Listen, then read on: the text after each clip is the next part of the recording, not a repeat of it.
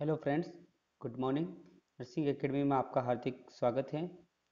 आज अपन कुछ क्वेश्चंस देखेंगे जो कि एग्ज़ाम्स के अंदर पूछे गए हैं या फिर आने वाले एग्ज़ाम्स के अंदर पूछे जाएंगे। जो गायनिक सब्जेक्ट है उससे रिलेटेड कुछ एक क्वेश्चंस हैं, तो देखेंगे उन क्वेश्चंस को आज अपन वन बाय वन करके। सबसे पहला क्वेश्चन है आपके सामने, देखिए। Fallopian tubes is lined by. जो फेलोपियन ट्यूब होती है उसके अंदर जो लेयर होती है वो किससे बनी हुई होती है? तो इसके अंदर अपन फर्स्ट ऑप्शन देखेंगे, that is columnar epithelium, next stratified epithelium, next ciliated epithelium, इसके बाद में लास्ट है जर्मिनल एपिथेलियम। तो फ्रेंड्स बताइए कि इसमें से कौन सा आंसर हो सकता है।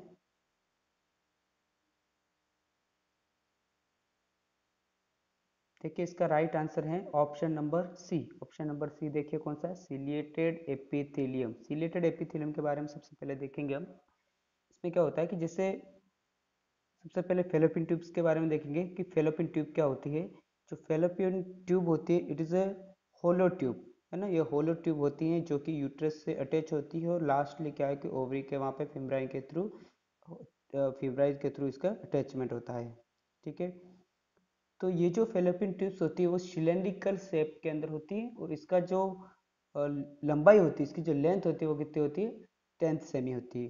इसके बाद में क्या होता है कि जो फेलोपियन ट्यूब्स होती है उसके अंदर कुछ एक एपिथेलियस लाइनिंग लेयर्स होती हैं। वो सिलिएटेड कोलुमिनार एपिथेलियम्स की बनी होती है और वो क्या करते हैं कि फर्टिलाइजेशन के बाद में जो ओवम होता है उस ओवम को आगे की तरफ यूट्रस के अंदर प्रोपोल करने में हेल्प करते हैं। ठीक है। अब नेक्स्ट सेकंड क्वेश्चन देखिए फ्रेंड्स। सेकंड क्वेश्चन है narrowest part of Fallopian tubes.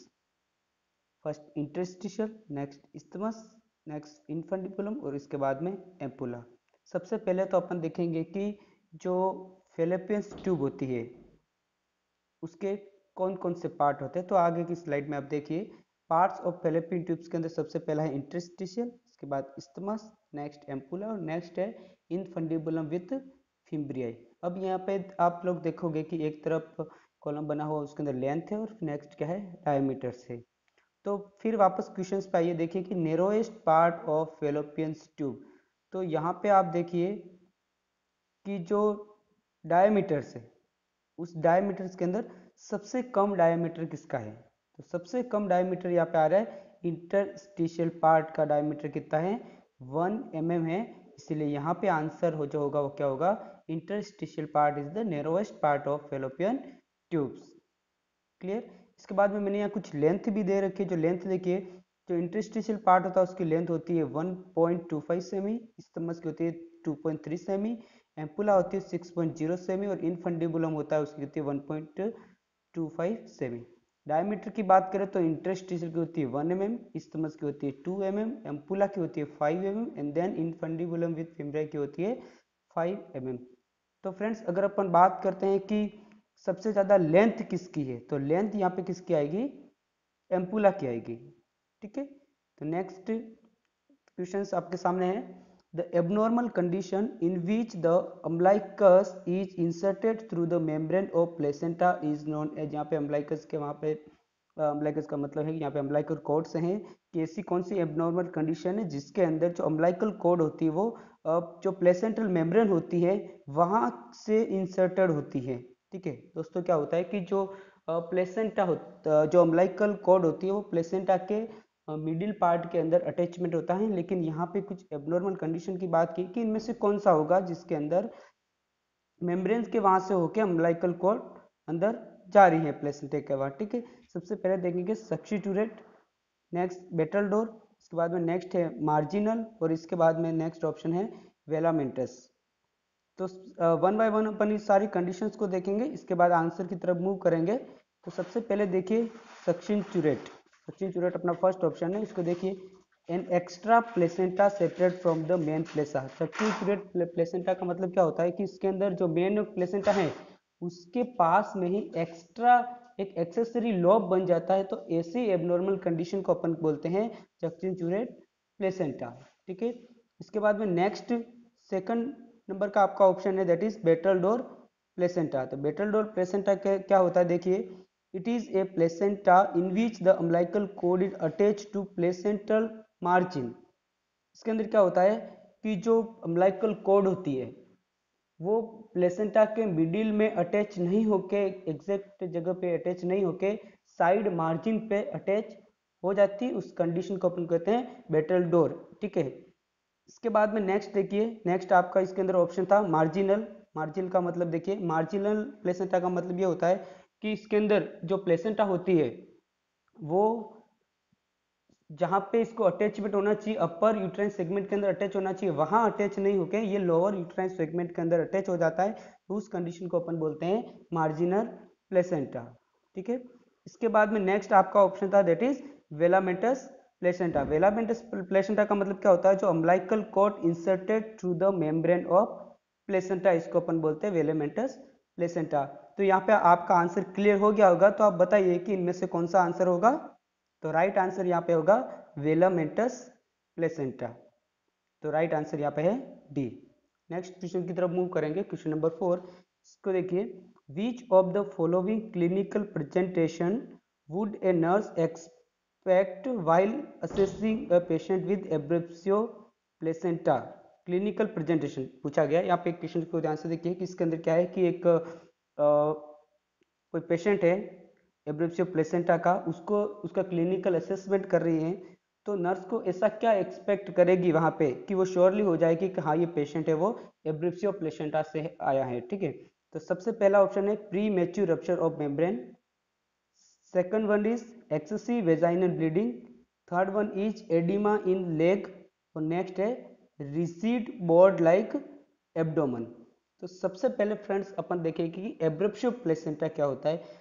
तो देखिए यहाँ पे abruptio placenta is a premature rupture of placenta from the uterine wall after the 20 week of gestation and before the fetus is delivery. तो जो है ना एक एग्जैक्ट टाइम होता है उस पर प्लेसेंटा रप्चर होता है, ठीक है। तो यहाँ पे क्या होता है कि जैसे ही गेस्टेशन वीक होगी, 20 वीक्स की गेस्टेशन होगी, उससे बाद से लेके जब तक डिलीवरी नहीं होती, क्योंकि डिलीवरी के बाद में ही जो प्लेसेंटा होता है वो रप्चर होता है, ठीक है। तो उन ड्यूरेशन के बीच में अगर प्लेसेंटा किसी भी कारण की वजह से अपनी जगह से रप्चर हो जाती है, तो उस कंडीशन को अपन क्या बोलते हैं, एब्रेप्सियो प्लेसेंटा बोलते हैं। तो ऐसे जो पेशेंट होते हैं हॉस्पिटल के अंदर आते हैं, तो तुरंत ही वहाँ पे एक 3 क्लिनिकल फीचर्स, ऐसे क्लिनिकल फीचर्स बहुत सारे आते हैं, लेकिन यहाँ पे कुछ ऐसे क्लिनिकल फीचर्स मेनली देखे जाते हैं जो डिफरेंशिएट करते हैं कंडीशन को।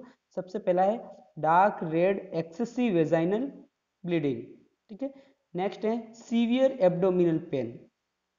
इसके बाद है साइन ऑफ फिटल डिस्ट्रेस। यहाँ पे फ्रेंड्स देखना, एक एब्रेप्सियो प्लेसेंटा के साथ साथ, एब्रेप्शन प्लेसेंटा के साथ साथ प्लेसेंटा प्रीविया भी होता है। तो प्लेसेंटा प्रीविया के अंदर क्या होता है कि जो ब्लीडिंग होती है वो पेन लेस होती है, यहाँ पे पेन फुल हो रहा है, यहाँ पे डार्क रेड वेजाइनल ब्लीडिंग हो रही है और वहाँ पे ब्राइट रेड वेजाइनल ब्लीडिंग होती है। ये भी मैंने आप इन दोनों चीज़ों के बीच में डिफरेंस बता दिया। तो अपन अपने क्वेश्चन पे देखते हैं कि आखिर इन क्लिनिकल फीचर्स के अंदर कौन सा यहाँ पे मैच हो रहा है। सबसे पहला pre mature rupture of membrane, ये तो नहीं होगा यहाँ पे क्योंकि रप्चर का कोई लेना देना नहीं है, ठीक है।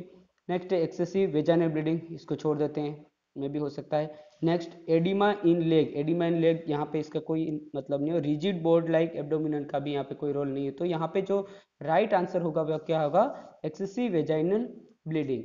एक्सेसिव वेजाइनल ब्लीडिंग, या फिर इसको अपन अगर ऑप्शन के अंदर डार्क रेड वेजाइनल ब्लीडिंग दे रखा है तो उसको अपन टिक करेंगे, ठीक है। इसके बाद में नेक्स्ट क्वेश्चन की तरफ मूव करते हैं। नेक्स्ट अपना क्वेश्चन है विच of the following is a drug of choice for a pregnant mother with chronic hypertension. यहाँ पे क्या कंडीशन दे रखी है कि एक फीमेल है, प्रेग्नेंट लेडी है, उसको क्रोनिक हाइपरटेंशन की कंडीशन है ना। क्रोनिक मतलब पहले से ही लंबे समय से चला आ रहे हैं हाइपरटेंशन से। तो ऐसी मदर्स के लिए अपन कौन सी ड्रग ऑफ चॉइस रहेंगे। तो फ्रेंड्स सबसे पहला ऑप्शन है मिथाइल डोपा, नेक्स्ट एटिनोलोल, इसके बाद में डाइजीपाम, और सबसे लास्ट में है मैग्नीशियम सल्फेट। तो इसका डिस्क्रिप्शन देखेंगे कि यहाँ पर जो राइट आंसर रहेगा वो रहेगा फ्रेंड्स, सीधा ही आंसर है methyl dopa. Methyl dopa option number first. इसमें देखो, methyl dopa is a drug of choice for pregnant mother with chronic hypertension because this drug does not alter maternal cardiac output और blood flow, ठीक है। ये जो drug होती है वो ड्रग ऑफ चॉइस होती है क्रोनिक हाइपरटेंशन के लिए, ठीक है। सीधा इक्वेशन है। इसके बाद में नेक्स्ट क्वेश्चन देखेंगे, the extreme softening of cervix during the first trimester, extreme cervix आ जाए या softening of cervix during the first trimester, same question है। इसके अंदर ऑप्शन देखिए, Chadwick sign, Osiander sign, Piskacek sign और इसके बाद में नेक्स्ट है गुडेल साइन। सबसे पहले अपन इस साइन के बारे में देखेंगे, फिर अपन अपना आंसर ढूंढेंगे इसमें से। सबसे पहला आप लोग देख रहे हो चैडविक साइन। चैडविक साइन का मतलब ये होता है कि blue discoloration of vagina cervix, इन सभी को मिला के, इन सभी को अपन क्या बोलेंगे, चैडविक साइन बोलेंगे, ठीक है। ये क्यों होता है, क्योंकि प्रेगनेंसी के दौरान क्या होता है, फर्स्ट ट्राइमेस्टर के अंदर जो ब्लड फ्लो होता है वो इंक्रीज हो जाता है। इंक्रीज होने की वजह से सर्विक्स, वेजाइना और लेबिया और आसपास के जो सराउंडिंग स्ट्रक्चर होते हैं उसके अंदर क्या होता है, ब्लूइश डिस्कलरेशन देखने को मिलता है, ठीक है। और ये जो होता है Chadwick sign 6 to 8 weeks after conception देखने को मिल सकता है, ठीक है। इसके बाद में नेक्स्ट है ओसिएंडर साइन। ओसिएंडर साइन का मतलब ये होता है कि जब it is an early indication of pregnancy in which pulsation can be felt through the lateral vaginal forceps, ठीक है। जब अपन फिंगर इंसर्ट करके और पल्सेशन ले रहे हैं तो वहां पे अपन लेटरल फॉर्निक्स की तरफ पल्सेशन फील होते हैं, और ये 6 to 8 वीक के आसपास फेल्ट होते हैं, ठीक है। इसके बाद में नेक्स्ट है पिस्केक साइन। पिस्केक साइन क्या होता है कि जैसे जो यूट्रस होता है, ठीक है, यूट्रस और यूटेराइन ट्यूब जहाँ पे जुड़ती है, जहाँ पे अटैच होती हैं, वहाँ पे क्या होता है कि वहाँ पे चेक करते हैं अगर इम्प्लांटेशन होता है, तो अगर इम्प्लांटेशन होता है तो one half the uterus where the implantation occur is firm while other हार्ट इज सॉफ्ट। जहाँ पे इम्प्लांटेशन होता है वहाँ फिर्म होता है, और जो other part of the uterus होता है वहाँ सॉफ्टनिंग फील होती है। तो ऐसे जो साइन होता है उसको अपन क्या बोलते हैं, पिस्केक साइन बोलते हैं, ठीक है।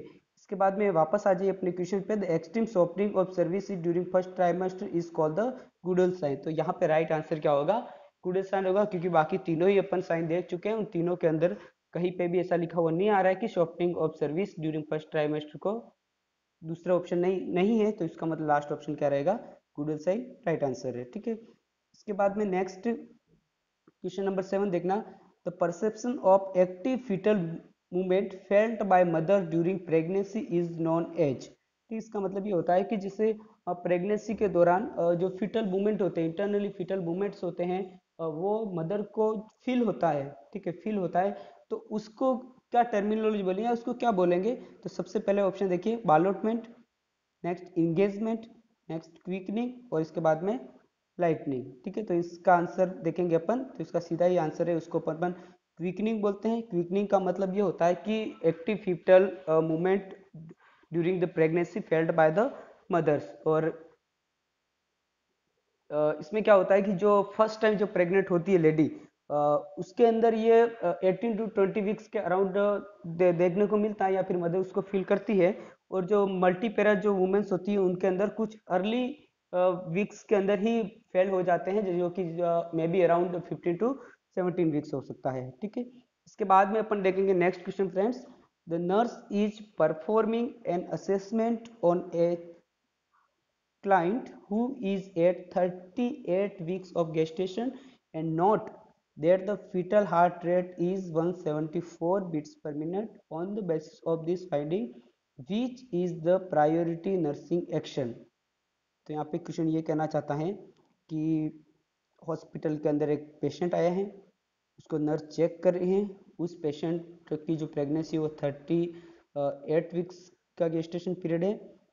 जब फीटल हार्ट रेट चेक की गई तो 174 आई है। तो उस समय नर्सिंग का प्रायोरिटी एक्शन क्या हो, जो नर्स होगी वहां पे, नर्सिंग ऑफिसर होंगे, उनका प्रायोरिटी एक्शन क्या होगा, ठीक है। फ्रेंड्स अब देखना कि जिसके अंदर भी प्रायोरिटी एक्शन इस तरह से लाइन होती है, इस तरह के क्वेश्चन जो पुटअप किए जाते हैं, तो उसके अंदर थोड़ा ध्यान रखना है कि जो हाईली प्रायोरिटी वाइज जो आंसर्स होता है अपना, उसको सेलेक्ट करना पड़ता है। बाकी सारी चीज़ें करनी होती है, लेकिन सबसे पहले कौन सी चीज़ें करनी होती है वो अपना आंसर रहेगा, ठीक है। इसके अंदर फर्स्ट देखिए, डॉक्यूमेंट द फाइंडिंग्स, ठीक है। इसके बाद में नेक्स्ट देखिए, check mothers heart rate. Next देखिए, नोटिफाई हेल्थ केयर प्रोवाइडर। और नेक्स्ट देखिए, tell the client that fetal heart rate is normal. तो इसका आंसर देने से पहले सबसे पहले समझिए कि जो फिटल हार्ट रेट होती है वो नॉर्मली जो फर्स्ट गेस्टेशनल एज है, ठीक है, ये जो गेस्टेशनल एज पे डिपेंड करते हैं। जो first trimester, first gestational age क्या, फर्स्ट ट्राइमेस्टर कहना चाहता हूँ, फर्स्ट ट्राइमेस्टर है उसके अंदर 160 से लगा के 170 तक मान सकते हैं, ठीक है, नॉर्मल मान सकते हैं। लेकिन क्या होता है कि जैसे जैसे गेस्टेशनल एज बढ़ता है वैसे वैसे जो हार्ट रेट, जो फीटल हार्ट रेट होता है उसकी रेट धीरे धीरे कम होने लगती है। तो इस क्वेश्चन के अंदर आप देखिए कि यहाँ पे 38 वीक्स गेस्टेशन है, ठीक है, मतलब लास्ट लास्ट एंडिंग पे थर्ड ट्राइमेस्टर चल रहा है। और यहाँ पे फिर जो चेक की गई है, हार्ट रेट चेक की है फिटल की, वो 174 है, ठीक है। तो इसका मतलब ये बहुत ही ज़्यादा है, बहुत ही ज़्यादा है, इसका मतलब फिटल डिस्ट्रेस की कंडीशन है। तो सीधा का अपना आंसर जाएगा notify the health care provider, सीधा ही अपने को डॉक्टर्स होता है जो हेल्थ केयर प्रोवाइडर होता है उनको इन्फॉर्म करना है, ठीक है। एक और कंडीशन यहाँ पे अप्लाई होती है कि अगर फिटल की हार्ट रेट उस कंडीशन में 110 से कम है या फिर 160 से ज़्यादा है तो अपने को सीधा ही एससीपी को इन्फॉर्म करना है, ठीक है। इसके बाद में देखिए next question, a couple comes to the family planning clinic and ask about sterilization procedure. Which question by the nurse determine whether this method of family planning would be most appropriate, ठीक है। यहाँ पे सीधा question है कि एक couple है, family planning clinics के अंदर आया है, और स्टरलाइजेशन प्रोसीजर्स के बारे में पूछा है, ठीक है। स्टरलाइजेशन जो मेथड्स होता है वो क्या है, फैमिली प्लानिंग से रिलेटेड पूछना चाहता है। तो वहाँ पे नर्स जो क्वेश्चन पूछेगी उनमें से अप्रोप्रिएट क्वेश्चन कौन सा होगा, मतलब उस स्टरलाइजेशन के रिगार्डिंग, ठीक है, उसको कौन सी इंफॉर्मेशन सबसे पहले लेनी चाहिए, ये बात भी कह सकते हैं अपन। सबसे पहले, did you ever had surgery, next do you have any other children, next do either of you have diabetes mellitus, next do you have problem with high blood pressure, ठीक है। सबसे पहले तो फ्रेंड्स देखना कि स्टरलाइजेशन प्रोसीजर्स के अंदर क्या आता है कि पूरी तरह से स्टरलाइजेशन ट्यूबेक्टोमी या वैसेक्टोमी किया जाएगा, ठीक है। उसके बाद में वो पर्सन होगा वो बच्चा वापस से कंसीव नहीं कर पाएगा। तो इसलिए यहाँ पर इंपॉर्टेंट चीज़ ये रहती है, अप्रोप्रिएट जो क्वेश्चन होगा वो ये होगा कि आपके कोई फैमिली प्लानिंग, आप कोई फैमिली प्लानिंग तो नहीं कर रहे हो, do you have plan to have any other child, आपको दूसरे चाइल्ड के लिए कोई प्लानिंग तो कर रहे हो। तो इस तरह से, क्योंकि ये जो मेथड है स्टरलाइजेशन का, उसके अंदर क्या करते हैं कि पूरी तरीके से कि बाद में वो अगर किसी की फैमिली पूरी तरीके से कंप्लीट हो चुकी है तो उन्हीं के लिए ये मेथड अपन ज़्यादा यूज करते हैं। तो सबसे पहले उनको चिल्ड्रन के बारे में पूछना है कि वो और चिल्ड्रन चाहते हैं या नहीं चाहते हैं, या फिर उनकी फैमिली कंप्लीट हुई है या नहीं हुई है, ठीक है। इसके बाद में नेक्स्ट क्वेश्चन देखिए, the longest portion of Fallopian tubes, fallopian tubes की सबसे लॉन्गेस्ट पोर्शन कौन सा है, जो फेलोपियन ट्यूब्स के अलग अलग पार्ट है उसमें सबसे लॉन्ग कौन सा है। ऑप्शन देखिए, the interstitial portion, the isthmus, next infundibulum, और इसके बाद में नेक्स्ट है एम्पुलरी पोर्शन। तो फ्रेंड्स इस क्वेश्चन को शायद अपन पहले भी डिस्कस कर चुके हैं इस क्वेश्चन के आंसर के बारे में। तो आप वीडियो को ध्यान से देखिए और इसके अंदर इसका आंसर बताइए और मुझे कमेंट कीजिए। और आपको अगर वीडियो पसंद आया हो तो लाइक, शेयर और सब्सक्राइब कीजिए। और जो भी न्यू स्टूडेंट्स है जो कि एम्स एग्जाम का प्रिपरेशन करना चाहें, उनसे अधिक से अधिक संख्या में मेरे चैनल को जोड़ने की कृपा करें। Thank you.